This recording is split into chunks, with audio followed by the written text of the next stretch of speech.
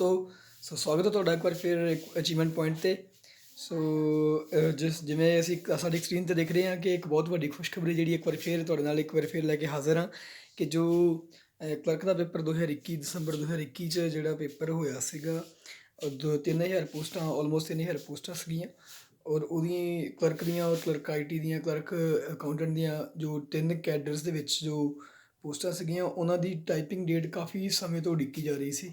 ਸੋ ਉਹਨਾਂ ਦੀ typing date ਜਿਹੜੀ ਆ ਉਹ ਕੱਲ੍ਹ PSSB ਦੀ ਸਾਈਟ 'ਤੇ ਅਨਾਊਂਸ ਹੋ ਚੁੱਕੀ ਹੈ ਕਿ ਉਹਦੇ ਪੇਪਰ ਜਿਹੜੇ ਨੇ 22/7/2022 ਤੋਂ ਜੋ ਪੇਪਰ ਹੈ ਉਹ ਉਹਦੀ ਡੇਟ ਸ਼ੁਰੂ ਹੋਈ ਗਿਆ। ਮਤਲਬ ਕਿ ਜਿਹੜੇ ਪੇਪਰ ਹੈ ਸ਼ਿਫਟਾਂ 'ਚ ਹੋਣਾ ਹੈ, ਮਤਲਬ ਕਿ ਜਿਵੇਂ ਮੰਨ ਲਓ ਕੁਛ ਬੱਚਿਆਂ ਦਾ ਪਹਿਲੇ ਦਿਨ, ਕੁਛ ਦੂਜੇ ਦਿਨ, ਤੀਜੇ ਦਿਨ, ਕੁਛ ਐਂ ਕਰਕੇ।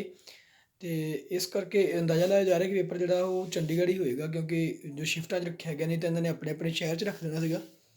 ਅਤੇ ਜੋ ਮਤਲਬ 22 23 24 25 ਤੋਂ 26 27 ਤੱਕ ਪੇਪਰ ਜਿਹੜਾ ਉਹ ਸਾਰਿਆਂ ਦਾ ਹੋਏਗਾ।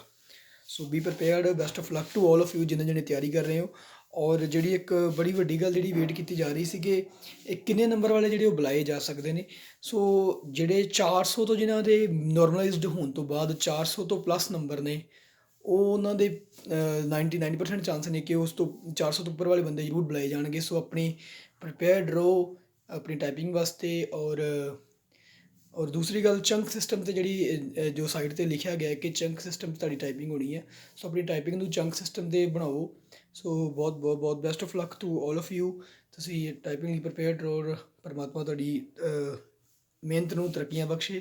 ਸੋ ਬਹੁਤ ਬਹੁਤ ਧੰਨਵਾਦ।